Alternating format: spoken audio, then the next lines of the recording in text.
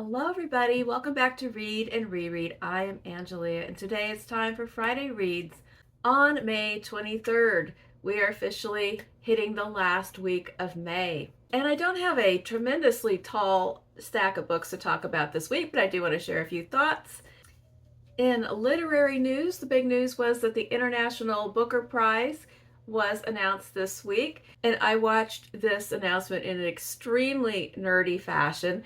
I had the live coming from the event going. I also was watching Bob the Booker's live reaction video and texting with my friend Michael, who was also watching all at the same time. Steven walked in, and I have all these, have my devices all up, multiple things playing, and time typing, and he's just like, oh my gosh, it's too nerdy. So the winner was Heart Lamp, which is a collection of short stories by Banu Mushtaq, and the translator is Deepa Bhasthi, and it is a collection of short stories about Muslim women in India, southern India. I have not read it, and it was sort of a surprise. Most of the people who were predicting the winner had their sights set on a couple of other possible books, but as often happens, the actual winner was a surprise. And I really can't comment on this book because I have not read it. But congratulations to the author and the translator. Moving on to television viewing. We are still watching Your Friends and Neighbors. I don't know how many episodes are left. And let's see, we finished the 4 seasons, and that has been renewed for a second season. So they have gone past, I guess, the material of the original movie that it was a sort of a redo of, and they're going to go into a second season. It was fun. It kind of wore out on us by the end. So I don't know. We'll see if we'll watch season 2. Maybe. We'll probably give it a try. I think the next thing we want to maybe give a shot to, well, we have a little short list, but I would like to try Murderbot. Haven't read the books. I'd like to give the show a shot. And this will just drop us right on into the books. I finished The Crucible by Arthur Miller. I talked a little bit about it last week. We have a little time left. Well, we have endless time left to talk about it in Endless Drama, because we'll move on to the June play, but I leave all the sections open so people can circle back at any time if they have some new thoughts or latecomers. But May was about Arthur Miller. We read Death of a Salesman and The Crucible. And then I talked last week about how the themes in The Crucible are endlessly relevant and really kind of resonating again today. We got a little further into conversations about the problematic character of John Proctor, who's not really supposed to be, well, the things that are problematic about him as far as Arthur Miller was concerned, that's one set of things, but we have more problems with John Proctor, and some of those are reflected in a current play on Broadway called John Proctor is the Villain, by, I think her name is Kimberly Bellwether. If I'm wrong about that, I'll put a correction on the screen. I would really love to see this play. And in this play, as I understand it, it's set in a group of high school girls who are reading The Crucible at school, and they are not satisfied with their teacher's presentation of all of the themes and important aspects of the play, and they zero in on John Proctor and how the John Proctor and Abigail situation is very much a Me Too type situation. And I think they form a feminist club in this play. So I'd love to see that.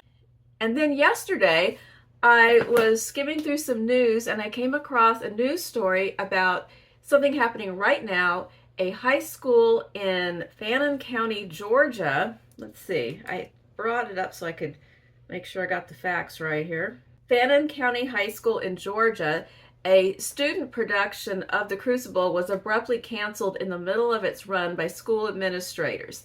And the reasons were kind of bogus. The reason they gave the kids was that there was a copyright violation, or a violation of that they made some changes and those hadn't been cleared with the dramatist service.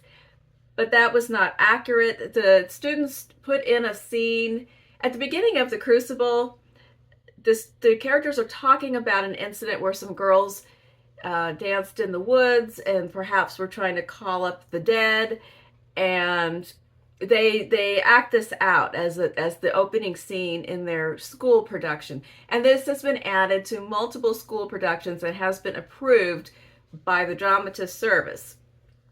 So it was a trumped up reason, the pun might work, because it's a very conservative community where this play was produced. So it had already been performed a couple of times, and then they pulled it. They said that there was community complaints about it being, let's see, demonic and disgusting, and so they shifted their reasons midstream.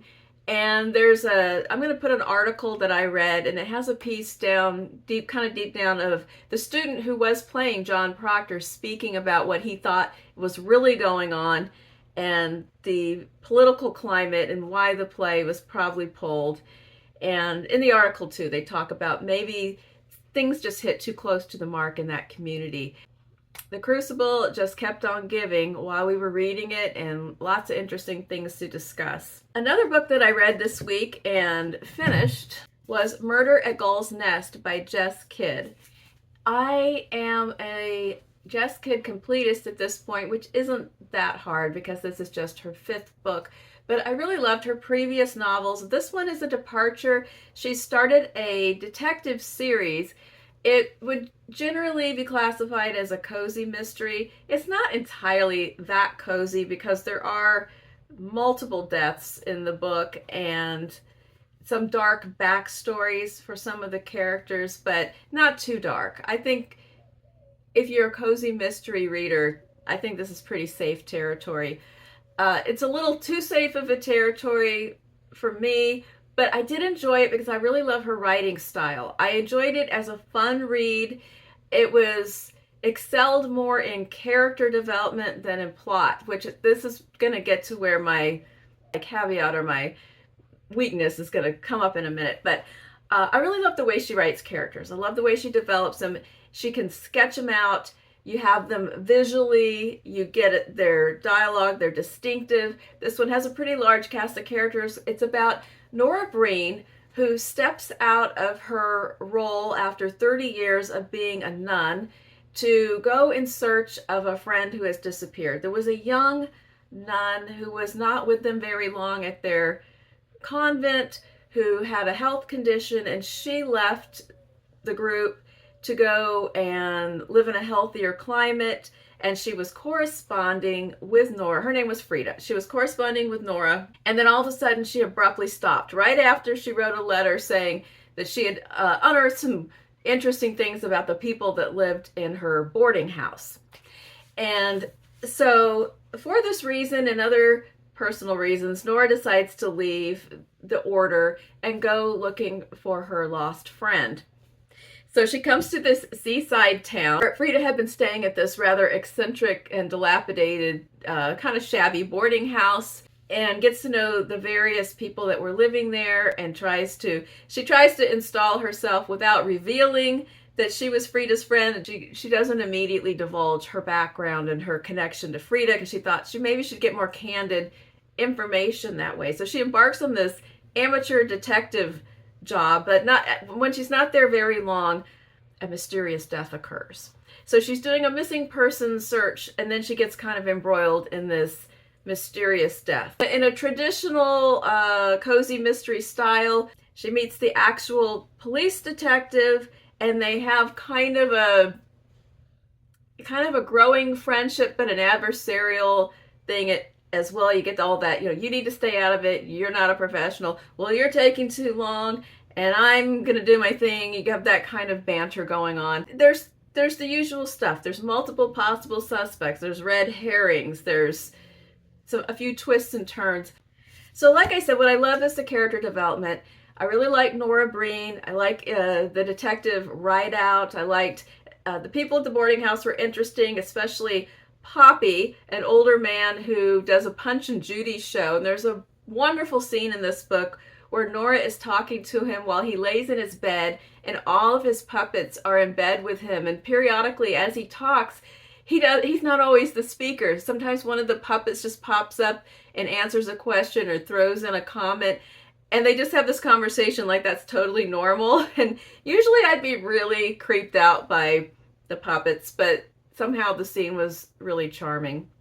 So I had a good time reading it, but the problem was the plot. The plot was not very intricate or surprising, or I don't know. I expected more from Jess Kidd, from the skills I know she has, and she has previous books that are mysteries. There's a mystery, and there's other things going on. So I know she can plot a layered mystery with surprises that you can't exactly predict the ending, and then it's satisfying when you get there. This wasn't exactly, I can't describe it like that. It was pretty predictable. If you have ever read any closed room mysteries, any classic type mystery of this sort, you can pretty much see the clues. They're laying out pretty plainly the motivations and the ending. So I enjoyed the experience. I enjoyed the pleasure of the good writing, but the plot was not that satisfying. So I'm interested to see what she has up her sleeve, because this is supposedly a series, and I don't know if she's devoting herself exclusively to that or if she is going to write some other things on the side. I will say that I think this would make an excellent television program. I think that just the visuals, the seaside town, and I had the song Pulling Mussels from a Shell stuck in my head the whole time I was reading this, because they referred a few different times to the chalets. This is a kind of a British classic setting that comes up in a lot of books, where there's this kind of sort of shady, shabby seaside amusement resort, and then in the off season it's just a ghost town, and it's run by somebody who's kind of sketchy. I mean, I feel like I've gone to this town before. Setting, great. Characters, great. Plot, eh. So currently reading, well, first, before I talk about the current longer books, let me give a little poetry exploration update. So this month I have been looking at my own collections, going through old anthologies that I hadn't browsed in lately. And this week I pulled out this tome, Literature and the Writing Process. And because I was an English major, and then I was an adjunct English instructor as well, I somehow managed to have not one, but two different editions of Literature and the Writing Process. They're not exactly the same. The anthologized portions are different, and at some point, remember this back when your only choice was print books, and whenever a new edition came out, the courses would all shift over and require that new edition. So that's how I ended up with two, and I kept them both because they're not the same. It is an anthology, but it's also a teaching book about writing about literature. So there's informational sections about how to write about different aspects of literature. There's sample student papers, and if you suddenly need to write a paper and you are required to use MLA format, but the 1980s version, I have you covered because it's all in here. But then it's also a really great anthology, and I knew it had short fiction and poetry. I forgot that there was plays in here. There's entire plays. So now I'm even more excited. And really, you couldn't do too poorly if you had to grab this and go to a desert island, because you'd have a pretty good survey of literature, well, up until the 80s. If you wanted to read some earlier classics and some 20th century stuff, here you go. So I was mainly skating through the poetry section and just reading various things that just for fun. Then that brings us to two ongoing books. I am reading Dead in Memories by Banana Yoshimoto and translated from Japanese by Asa Yoneda. These are short stories. There's only 5 stories in this volume. It's not very long. And 3 of the stories are rather long, almost in novella territory. And then there's 2 that are quite short. And I've only read, what have I read? Maybe I've read only two of them. They were both rather long. One of them I liked very, very much, and the other one was okay. So we'll see how I fall with the rest of the collection. The first one, the one that I really liked a lot, was about a young couple who meet in college, and they have something similar in their background because both of them, the boy has a family bakery that he is expected to take over when his parents retire, and the girl's family has a restaurant, and she is excited about one day taking over the family business, and he is not so much. So that's their commonality, and this tentative relationship begins. There's some waffling period. It's being, the narrator is the woman, and she first she's not sure, are we just friends, is something else going to happen? Then they have this really strange conversation about sex that I wasn't sure where we were going with that, but a relationship sort of begins. And the thing is, this guy lives in a haunted apartment. He lives in a building that has been condemned, and his apartment is the only one that is still operational. I guess his uncle, I can't remember if his uncle owns the building or has bought out. I think his uncle has bought out this place where they're going to tear it down and build something new, and he's letting him live there until the teardown time. And so he lives in this apartment, and the previous residents of the apartment were the building's landlords, and they died of carbon monoxide poisoning in the apartment. And they maybe don't know that they're dead because they periodically appear and they're just going through daily motions like making tea or doing morning stretches. And you would think that this is completely creepy and offsetting and kind of scary, but it's not. It's presented as this comforting thing, and how homey and positive the apartment feels. So it's so different than what I would expect, and so I really love that. Then the next story it started out really well, but then it kind of fizzled out. And then now I continue on. So I'll have a further report as I read the rest of this book over the week. But so far, so good. A win and so we'll see how we go with the rest. And then last but not least, I am in the middle of Dear Dickhead by Virginie Despentes, translated by, I keep forgetting, Frank Wynne, translated from French. It's a French epistolary novel that I am reading as a buddy read with viewer Louise, who lives in Australia. We are on such different time zones, day and night, seasons of the year. So we're having a really good conversation on Voxer about this book. And so I will save most of my comments till we get a little further, get to the end. But I think I described it previously. It's a conversation in email that began when Oscar, who is a writer in his 40s, he's a novelist who's just come out with his latest book. He sees Virginie in a cafe, like sitting out on the patio or whatever, and he writes this really nasty social media post about seeing her and how she has gotten old and worn out looking and fat. And he just writes this really mean post, and she eviscerates him with this comeback that begins, Dear Dickhead. And so from there, at first it's just this barrage, but a deeper writing relationship develops as once they get past the initial volley of anger and response and apology. It turns out that Oscar actually remembers her from childhood because his older sister was friends with her when they were teenagers, and he was the younger brother.